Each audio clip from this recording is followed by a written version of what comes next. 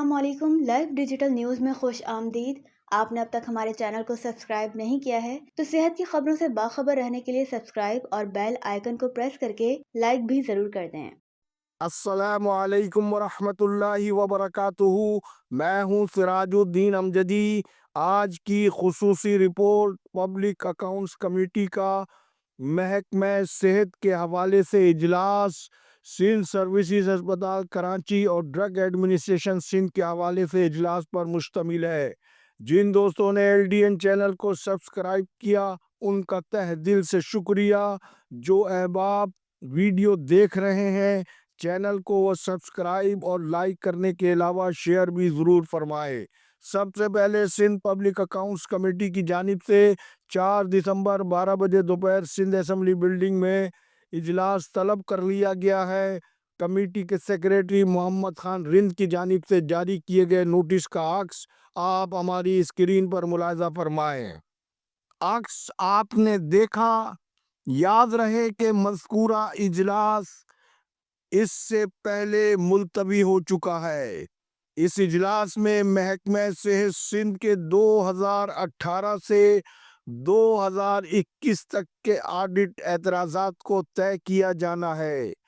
ان اعتراضات میں عالمی وبا کورونا 19 سمیت بے نظیر ٹراما سینٹر کی مختلف ADPs کے کروڑوں روپے کے قابل اعتراض پیراگراف شامل ہیں۔ واضح رہے کہ مذکورہ بلنگ ٹراما سینٹر کے CEO ڈاکٹر محمد صابر میمن نے خلاف قانون بلز پاس کرانے کی شہرت رکھنے والے بروکر وہاب اللہ یوسفانی کے ذریعے منظور کروائے تھے اور وہاب اللہ یوسفانی ڈاکٹر صابر میمن کے پرائیویٹ پروگرام ٹراما کون میں حیرت انگیز طور پر اکاؤنٹنٹ جنرل سندھ کو مذکورہ پروگرام میں بطور مہمان خصوصی بھی لے کر آ گئے تھے۔ پہلے آپ مذکورہ پروگرام کی ویڈیو ملاحظہ فرمائیں۔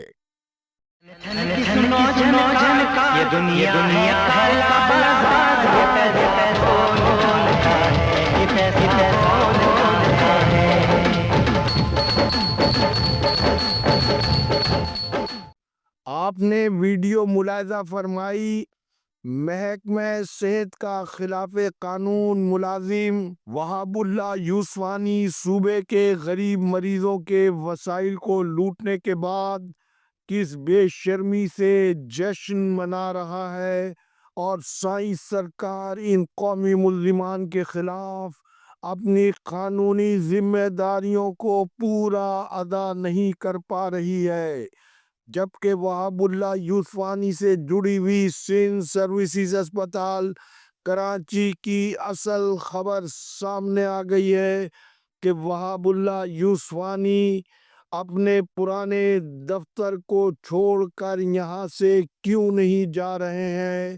خبر کے اندر کی خبر یہ ہے کہ وہاب اللہ یوسفانی نے اپنی مجرمانہ عادت کے مطابق سندھ سروسز ہسپتال کے ریٹائر ہونے والے سابق MS ڈاکٹر عاشق علی شیخ کو تختہ دار پر چڑھانے کے لیے پھانسی کا پھندا تیار کر لیا ہے۔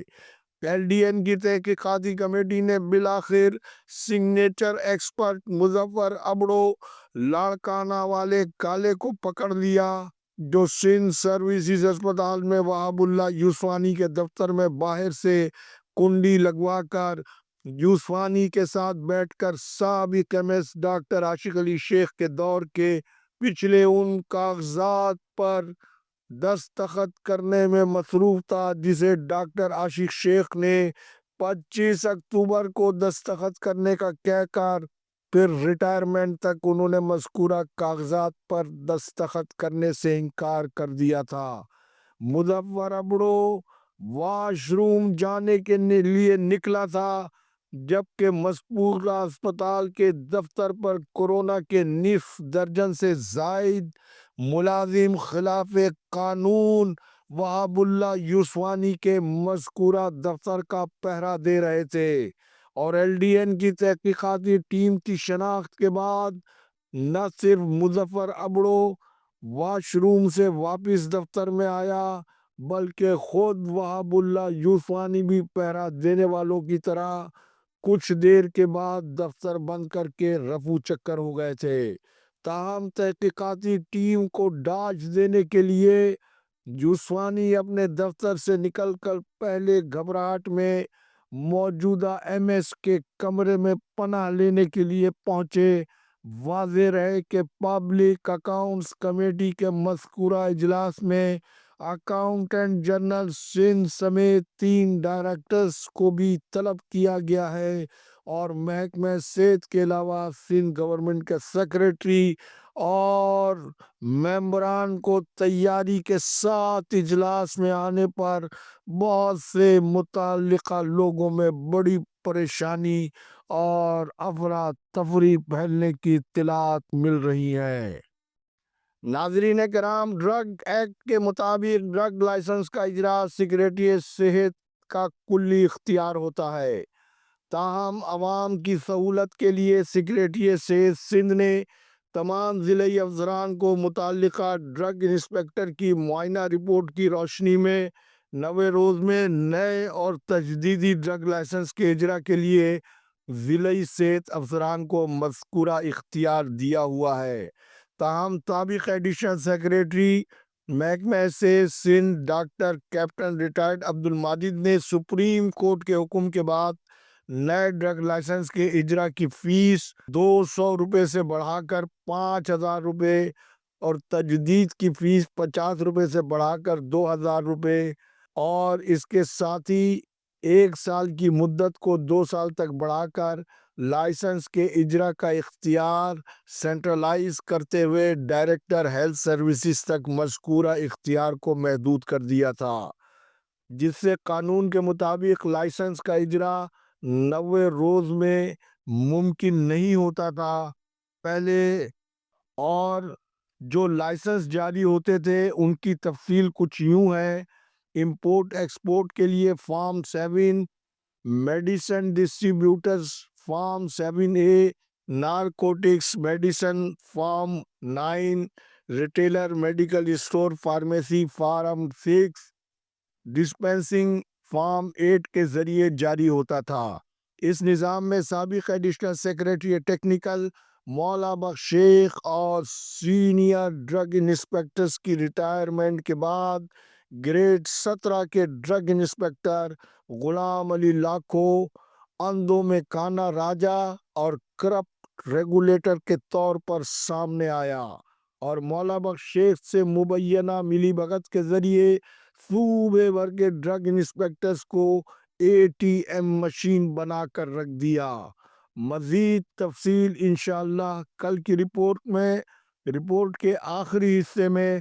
بالآخر IBA یونیورسٹی سکھر نے ڈا یونیورسٹی آف ہیلتھ سائنسز کی جانب سے MD-CAT 2024 پرچہ آؤٹ کے بعد دوبارہ MBBS اور BDS کے داخلوں کے لیے 8 دسمبر 2024 اتوار کے روز ٹیسٹ لینے کا اعلان کر دیا ہے، جس کے مطابق اس بار کراچی میں داخلہ ٹیسٹ کے 3 مراکز قائم کرنے کا اعلان کیا گیا ہے اور حکومت سندھ نے فی امیدوار 6000 روپے کے حساب سے 38,609 امیدواروں کے ٹیسٹ کی فیس 232-140 ملین روپے جاری کر دیے ہیں۔ تاہم حکومت سندھ نے ماضی کی غلطی کو دہراتے ہوئے ذمہ داروں کا نہ تو تعین کیا ہے اور نہ ہی اسے سزا دینے کی کوشش کی ہے۔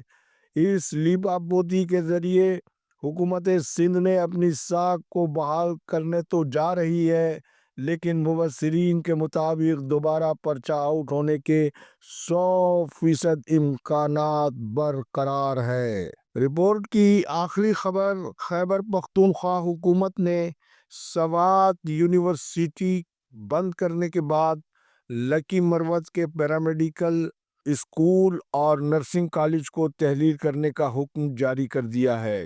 حکم نامے کا عکس اسکرین پر ملاحظہ فرمائیں۔ اللہ حافظ۔ پاکستان زندہ باد۔ کرپشن مردہ باد۔ عوام و افواج پاکستان پائندہ باد۔